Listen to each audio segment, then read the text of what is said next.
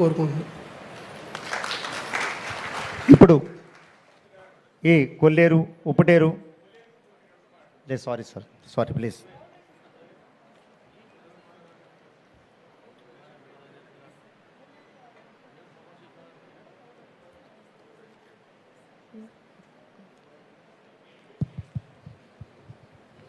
దైవ సమానులు నారా చంద్రబాబు నాయుడు గారికి నమస్కారాలు తెలియజేస్తూ ముందుగాను మాది కొల్లేరు, నా పేరు ఘంటసాల పెద్దిరాజు సార్. నాకు 58 సంవత్సరాల వయసు. 50 సంవత్సరాల నుంచి కొల్లేరు నుంచి నాకు స్థితిగతులు తెలుసు సార్.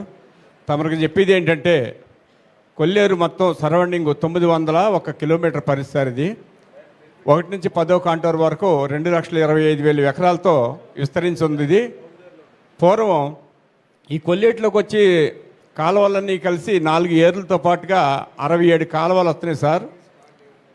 ఉమ్మడి కృష్ణా పశ్చిమ గోదావరి జిల్లాల్లో ఒకరోజు వర్షం పడితే సార్ కొల్లేరు ప్రాంతానికి వచ్చేది 1,20,000 క్యూసెక్కులు. అయితే దీని అంతటినీ కూడా భుజస్కంధాల మీద వేసుకుని ఒకే ఒక ఛానల్ ఉప్పుటేరు ఛానల్ సార్. అది 12,500 కెపాసిటీ పూర్వం ఉండేది. ఇప్పుడు అది 6,000 క్యూసెక్కులకి కొంచెంచుకుపోయింది. కాబట్టి దయవుంచి తమకు దయచేసి చెప్పేది ఏంటంటే మేము 15 నుంచి 20 ఏళ్ళకి అభివృద్ధి చేసి, పూర్వం మాకు తెలిసినప్పుడైతే 10 మాసాలు నీళ్లు ఉండి సార్ కొల్లేరులోను.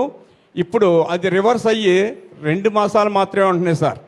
సెప్టెంబర్ అక్టోబర్లో మాత్రమే ఉంటున్నాయి. మిగిలిన 10 మాసాలు కూడా ఎండిపోతున్నాయి. కాబట్టి నాకు తెలిసినప్పటి నుంచి 10 అడుగుల మేర కొల్లేరంతా కూడా పూడికి ఏర్పడింది సార్. దయవుంచి ఉప్పుటేరుని అభివృద్ధి చేసి ఈ రెగ్యులేటర్ కట్టినట్లయితే మాత్రం గత వైభవాన్ని చూడగలుగుతాం. కాబట్టి ఈ అవకాశం ఇచ్చిన ముఖ్యమంత్రి గారికి నమస్కారాలతో తెలియజేసుకుంటాం. ఎంతో తీవ్రమైన కార్యక్రమాలు ఉన్నప్పటికీ ఈరోజు కొల్లేరు ఉప్పటేరు తమిళేరు మీద సమీక్షా సమావేశానికి విచ్చేసిన మాన్య మహోదయ రాష్ట్ర ముఖ్యమంత్రి వర్యులు శ్రీ నారా చంద్రబాబు నాయుడు గారిని తమని ప్రసంగించవలసిందిగా కోరుతున్నాం.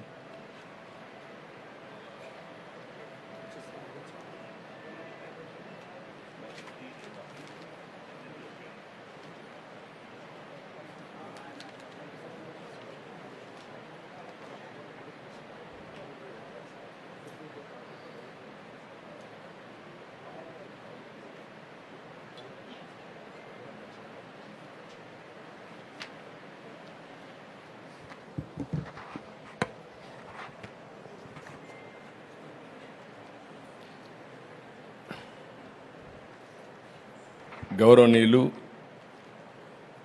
సహచర మంత్రివర్గ సభ్యులు,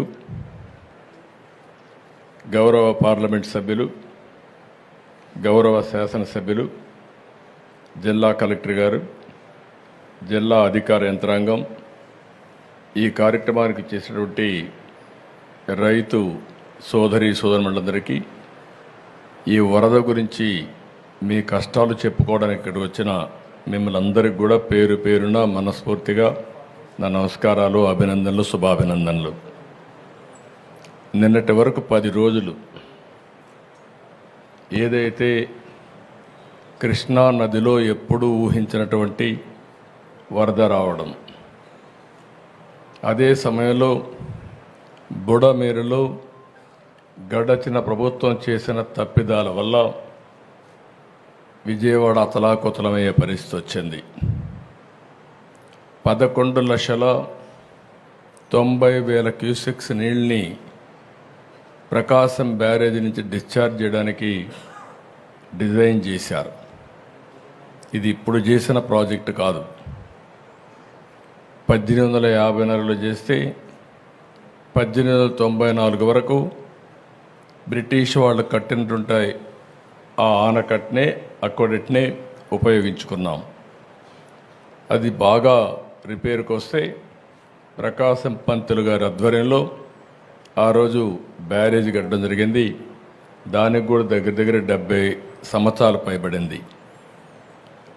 అయితే ఇక్కడ మనం గుర్తుపెట్టుకోవాల్సింది, ఈ బ్యారేజ్ వచ్చిన తర్వాత పైన చాలా ప్రాజెక్టులు వచ్చాయి.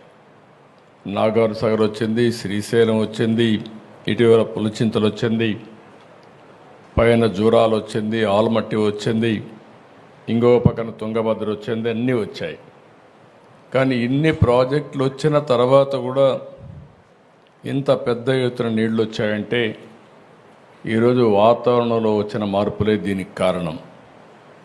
ఒక్క కృష్ణా జిల్లాలో దగ్గర 2 రోజుల్లో కోడూరు అనే మండలంలో 50 సెంటీమీటర్లు వర్షపాతం పడింది. అంటే సంవత్సరంలో ఎంత వర్షం పడుతుందో అంత వర్షం 2 రోజుల్లో పడింది. ఆ నీళ్ళని కిందికి పోవాల్సిన అవసరం ఉంది.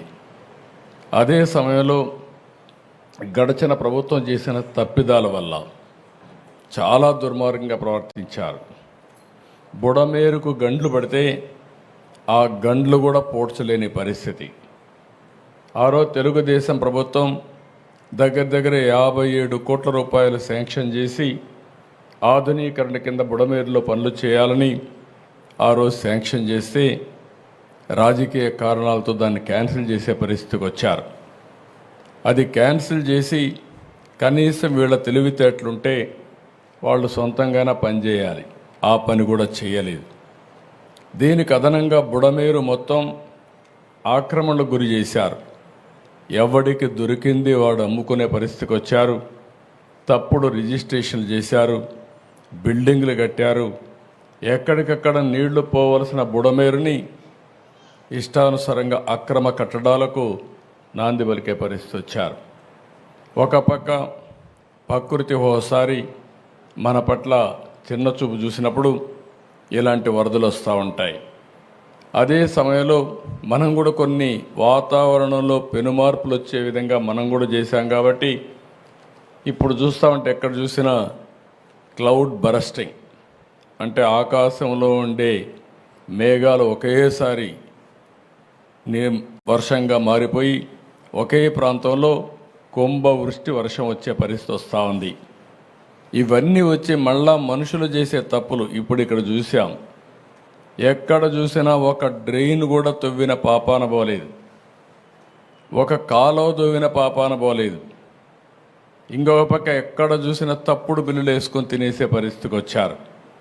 అన్ని పాపాలు, వీళ్ళు చేసిన పాపాలు మన పట్ల శాపాలుగా మారాయి. ఈరోజు మన అందరం కూడా ఇబ్బందుల్లో పడే పరిస్థితి వచ్చింది. నేను చాలాసార్లు మీకు ఒక మాట చెప్పాను. 5 సంవత్సరాల పరిపాలన ఒక దుర్మార్గమైన పరిపాలన. ఆ పరిపాలన యొక్క ఫలితాలు మీరు చూస్తే వ్యవస్థలో మొత్తం భ్రష్టు పట్టాయి. పనిచేసే వ్యక్తులు పనిచేయలేని పరిస్థితికి వచ్చారు. కడాన ఇవన్నిటి వల్ల ఇలాంటి విపత్తు వచ్చినప్పుడు నష్టపోయేది ప్రజలే నష్టపోయారు. అందుకని నాకు 10 రోజులు పట్టింది. మొదటి 2 రోజులు నేను అధికార యంత్రాంగాన్ని ముందుకు పోమన్నా పోయే పరిస్థితులు కూడా లేరు. అక్కడి నుంచి నేను అక్కడే ఉండి కడాన మీరు ఒకసారి చూస్తే బుడమేరులో దగ్గర 5 రోజులు రామానాయుడు అక్కడే ఉండి గండ్లు పూడ్చే పరిస్థితి వచ్చారు. ఆ గండ్లు పూడ్చారు కాబట్టి విజయవాడకు వచ్చే నీళ్లు ఆగే పరిస్థితి వచ్చింది. 2 మార్గాలు. ఒకటి, సిటీలో ఉండే నీరు బయట పంపించాలి, పైన వచ్చే నీరు ఆపాలి. పైన నీరు ఆపాలంటే గండ్లన్నీ పూడ్చాలి. గండ్లు పూడ్చాలంటే వాతావరణం సహకరించలేదు, వర్షాలు పడ్డాయి. ఆ గట్టంతా కూడా ఎక్కడికక్కడ దిగబడే పరిస్థితి ఉంది.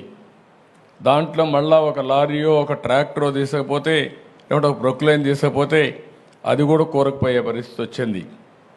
అయినా ఎక్కడికక్కడ మళ్ళీ దాన్ని లాక్కుంటూ మళ్ళీ పెద్ద బోల్డర్లు తీసుకొచ్చి ఓసారి ప్రవాహానికి అడ్డుగా కట్టాలంటే మట్టేస్తే కొట్టుకొని పోతుంది, ఇసుకేస్తే కొట్టుకొని పోతుంది.